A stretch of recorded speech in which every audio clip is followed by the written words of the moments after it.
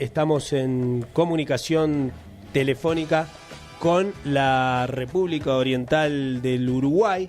Desde el vecino país nos recibe Marcelo Marchese, sí, integrante de Uruguay Soberano, y vamos a charlar con él respecto a esta crisis hídrica que viene atravesando el vecino país. A ver si me escucha Marcelo. Buen día, ¿cómo te va? Francisco y Florencia estamos aquí, te saludamos, te damos la bienvenida. Buen día, Francisco y Florencia. Muy bien, bueno, me alegra poder al final poder hablar con ustedes. Estos inconvenientes que tuvimos fueron causa nuestra, no le quería decir a la audiencia y no a ustedes. No, no pasa nada, está muy bien. Bueno, hace ya un tiempo venimos siguiendo la información de la situación que atraviesan en Uruguay con respecto al acceso al agua, ¿no? Y bueno, y también las medidas que viene tomando el gobierno y demás, pero nos interesa saber desde las comunidades organizadas cómo atraviesan esta situación, cuál es en realidad la problemática, las causas de que hoy estén en este problema, ¿no? Sí. El gobierno dice que, bueno, así como tuvimos que sufrir la pandemia, ahora nos toca sufrir una sequía. ¿Qué le vamos a hacer? Lo que nosotros decimos es que esta situación es provocada, que estamos viviendo una crisis del agua para privatizar el agua a través del proyecto Neptuno. Hace muy poco, digamos que el principal erudito sobre el agua en Uruguay, el ingeniero agrónomo Panario, a su vez licenciado en cuestiones de ecología y demás, le acaban de hacer un reportaje y dice estas mismas palabras que nosotros. Esta crisis es provocada para privatizar el servicio. En Uruguay, el uso preferencial del agua es para la población y es el Estado, a través de la OCE, quien la administra, quien tiene la posibilidad de administrar el agua. El proyecto Neptuno, que se pretende hacer en el Río de la Plata, va a proveer agua del Río de la Plata, es decir, agua salobre. Una tercera parte del agua que consume Montevideo será proveída por esta empresa transnacional. Hacia eso vamos.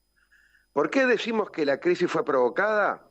Le voy a dar dos datos. Tenemos el agua que se provee a la capital, que es más de la mitad del país, capital y zona metropolitana, viene de un lugar llamado Aguas Corrientes, a 40 kilómetros de Montevideo. La mitad del agua que se bombea se pierde por el camino, no llega acá, la mitad. Más, han destruido ese río porque se plantan eucaliptus que chupan agua en las nacientes del río. A través de una ley de privatización del agua, básicamente una ley para hacer como represas privadas, hay cerca de 500 desvíos de esa agua de Santa Lucía para la producción agropecuaria, pero privatizados. Y a su vez, del proceso de depuración del agua en Aguas Corrientes para enviarla a Montevideo, se genera un barro, digamos, es decir, usted depura el agua, manda el agua buena, queda el barro. El barro lo tiraron para el otro lado del río haciendo un desastre. Solo con eso ya tiene gran parte de la crisis explicada, pero a su vez, en un país de 16 millones de hectáreas, tenemos 1.200.000 hectáreas con eucaliptus. Allí donde hay un productor rural cerca de eucaliptus nos ha contado, pero tenemos variados testimonios. El primer año tuvieron que bajar 1 metro el pozo, es decir, se secó el pozo, hicieron 1 metro más, al año se secó, otro metro más, llega un momento que venden los campos porque están secando la tierra. Entonces la crisis es provocada para generar esto mismo, la privatización, como ya está pasando en Chile. En Chile el agua está privatizada. Marcelo, uno imagina, ¿no? Piensa, y esto que contás, uno lo puede sospechar, ¿no? Pero bueno, vivirlo en carne propia me imagino lo que debe ser. Además, siempre dijimos que Paraguay, Uruguay y una parte de Argentina forman parte de lo que se ha llamado el acuífero guaraní. O sea, agua no es que no hay, no es una crisis de acceso al agua por escasez. Es otro el problema lo estás contando vos. O sea, se están llevando el agua para el modelo extractivista y quieren hacer más negocios con ella, ¿es así? Sí, es como si los árabes no tuvieran querosene, si no tuvieran petróleo para para sus cosas. Estaríamos en la misma. Eh, Nosotros somos como los árabes, solo que tenemos una riqueza que ya hoy día, pensando en futuro, es más valiosa que la de los árabes. La situación en Chile es particularmente preocupante.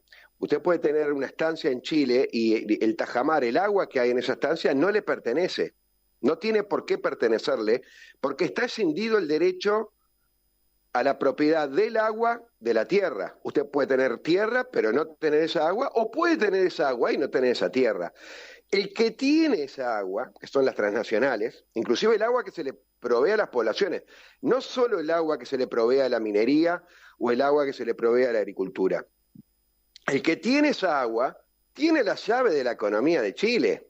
Por lo tanto, el proceso de acumulación y de concentración de riqueza, de concentración de la tierra en Chile, desde que a partir de la dictadura de Pinochet se ha acentuado este proceso, se ha incrementado.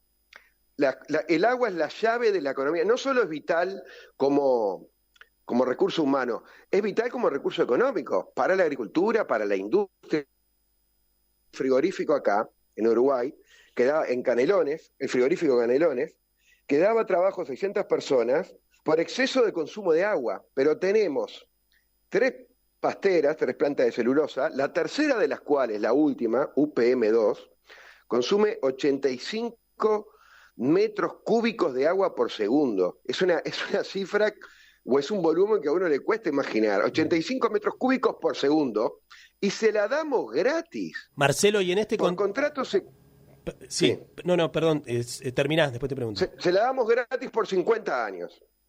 Sí, una locura. ¿Puede creer eso? Una locura. Y en este contexto. Acá en Montevideo tenemos agua salada. Sí, y en este contexto en que no pueden beber el agua en Montevideo porque proviene salada, ¿las pasteras tienen recortado el acceso al agua o siguen trabajando? No tienen recortado en absoluto el acceso al agua. Primero, estas pasteras se han instalado aquí mediante negociaciones secretas. A veces, si un fiscal, sucedió el fiscal Enrique Viana, hace una demanda, hace todo en fin, todas estas cuestiones del ámbito jurídico, logró que se publicara parte de ese contrato secreto. Pero tenemos la tercera pastera, UPM, lo que sería Botnia, de aquella época, pero ahora cambió de nombre, o en realidad cambió de empresa, se estableció por contrato secreto. Entonces, mientras que tenemos este problema con el agua, el gobierno ha pedido a la OCE que no invierta. Es decir, hay una orden de no invertir, amén de que hay una orden para la OCE de no hablar. Los directivos de la OCE no pueden hablar durante esta crisis hídrica. Pero hemos dejado de invertir en la OCE para arreglar todos estos caños rotos que le estoy diciendo. No solo caños rotos, caños todos podridos por dentro. Es un desastre por dentro lo que tiene eso. No solo no se ha invertido ahí, se ha extendido.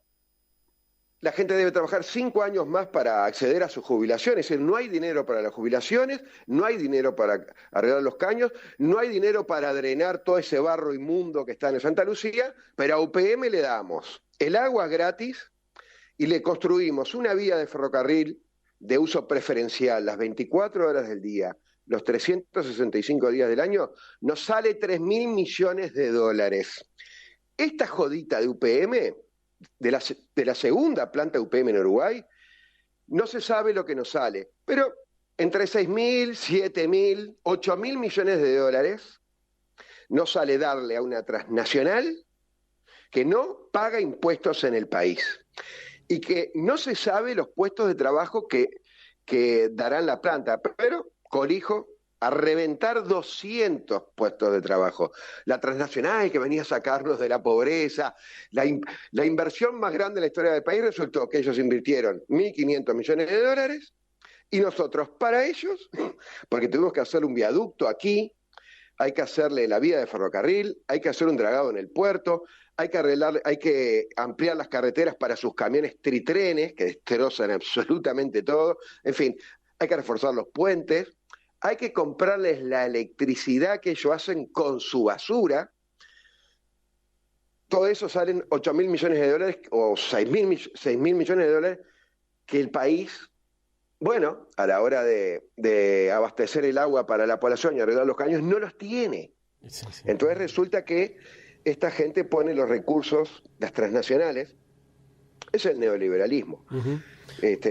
Te argumentan mucho liberalismo, la libre competencia. Bueno, acá no veo qué libre competencia hay cuando se le pone el Estado, los servicios del Estado. Se pone el Estado al servicio de una transnacional que termina destrozando la tierra, destruyendo el agua, porque contaminan agua. Es decir, ellos no tienen un circuito cerrado de agua. Toman agua y la devuelven hecha una porquería, ¿verdad? Estamos Marcelo, como trabajando para sí. ellos. Sí. ¿Cuáles son las medidas que vienen tomando? ¿Qué tipo de conciencia y organización en Uruguay hay en estos días, en este contexto, para poder pelear contra estos monstruos, ¿no? Bueno, la gente se queja, está surgiendo una suerte de reclamo, un reclamo que es razonable, que dice, bueno, si cuando vos no pagás el agua te la cortan, cuando vos no pagás la electricidad te la cortan, pero ahora te están proveyendo de un agua que no es agua, no se puede tomar, es decir, está salada, y a su vez, como pasó, esa agua que estamos consumiendo es la que pasa por arriba de todo ese barro inmundo que le comenté. Están tomando el agua de ese río, aguas abajo de esa represa, con todo ese barro.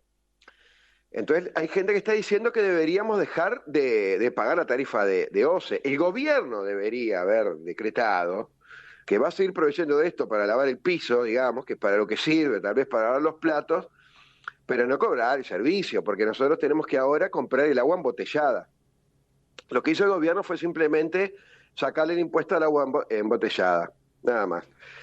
Esa es una medida que se está reclamando, y a su vez el gobierno debería ya mismo haber decretado dedicarse a arreglar el río Santa Lucía, porque es lo que le cuento, el río que provee el agua necesita medidas, y debería declarar, creo que el artículo 47 de la Constitución, bueno, que la prioridad en el consumo de agua lo tiene la población, no la industria. Es decir, no UPM, por ejemplo. Uh-huh.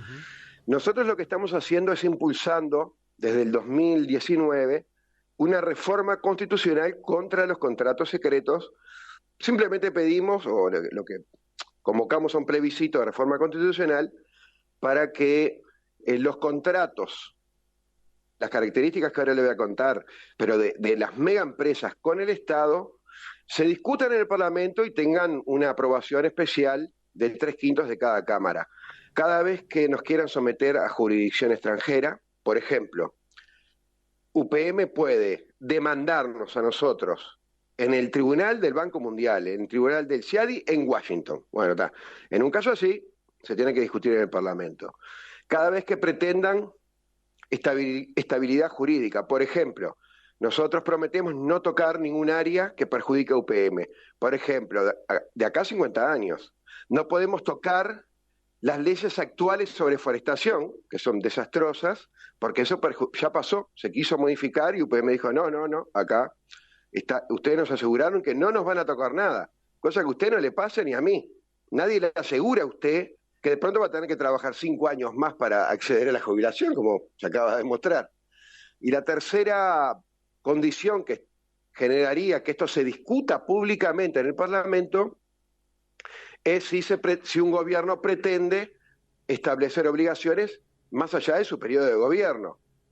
Usted cuando llega al gobierno establece un presupuesto por 5 años, porque es el periodo que tiene de mandato. No puede establecer un presupuesto por 50 años como se hizo con UPM, porque eso compromete la soberanía de los siguientes gobiernos. Uh-huh. Bueno, en ese caso se discutiría públicamente, porque pensamos que el secreto no es bueno para la democracia y que en el secreto terminamos perdiendo, porque el ladrón se mueve en la noche, se mueve en la oscuridad donde nadie lo ve.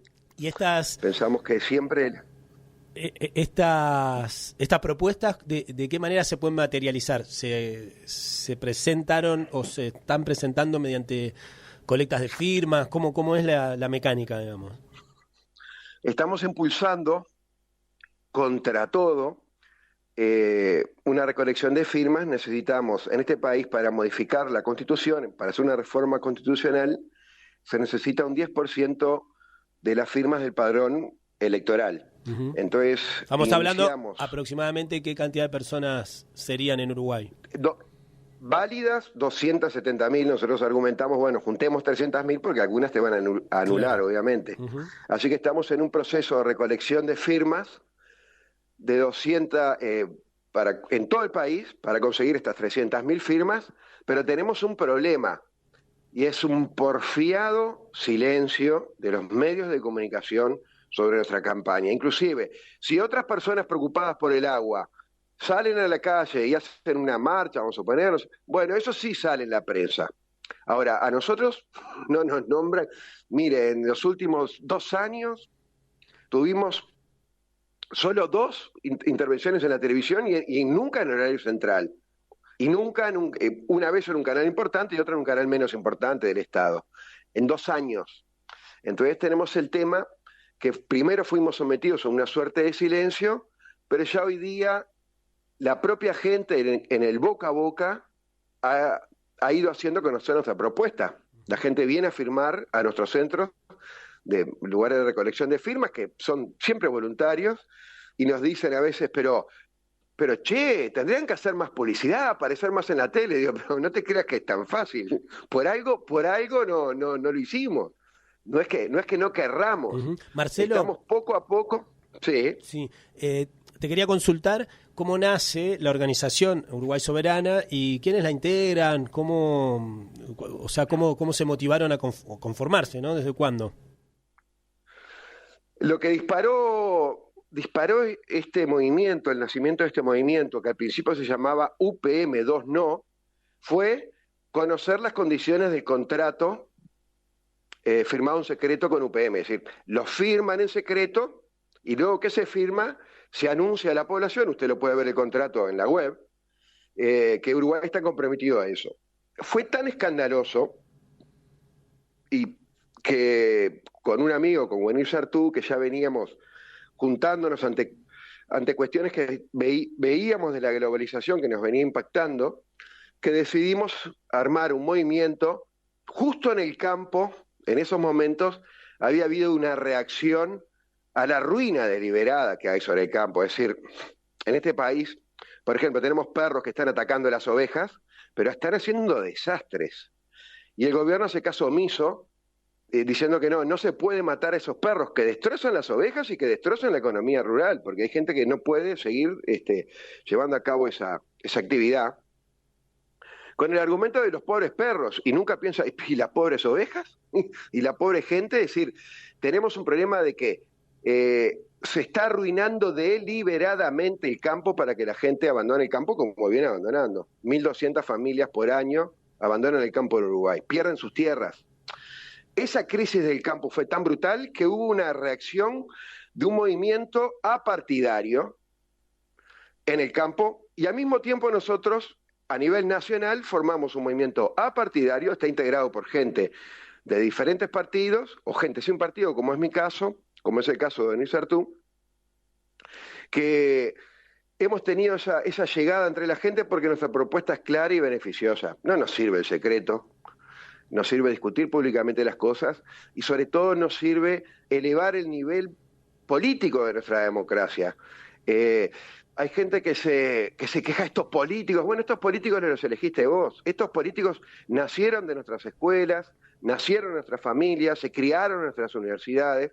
Son un reflejo de la sociedad. Hay que asumir la verdad como es.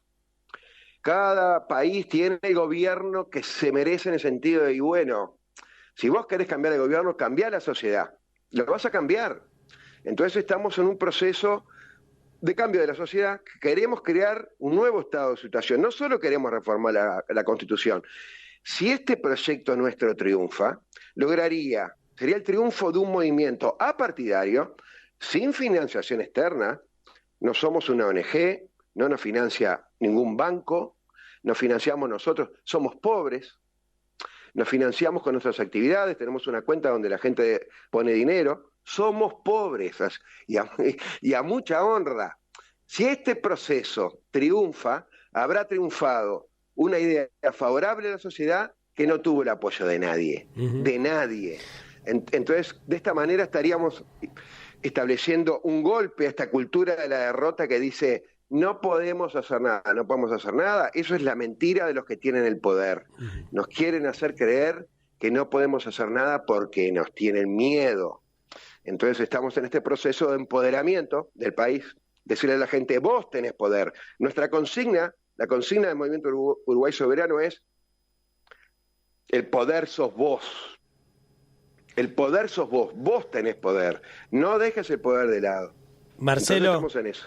Marcelo, bueno, desde el Valle de Tras la Sierra, acá desde la Radio El Grito, te agradecemos el contacto, la posibilidad de poder escuchar ahí de primera mano lo que está pasando en Uruguay. Y seguiremos en contacto, vamos a seguir de cerca lo que sucede allí. Bueno, les agradezco la llamada y les digo a ustedes y a toda la audiencia, nuestra consigna, el poder está en vos, no te dejes creer lo contrario. Muchas gracias. Chao, Marcelo. Bueno, ahí lo escuchaba, gracias a vos. Era Marcelo Marchese, integrante del Movimiento Uruguay Soberano, poniendo en contexto, ¿no?, la crisis hídrica y la situación que vive el país hermano. Modo avión.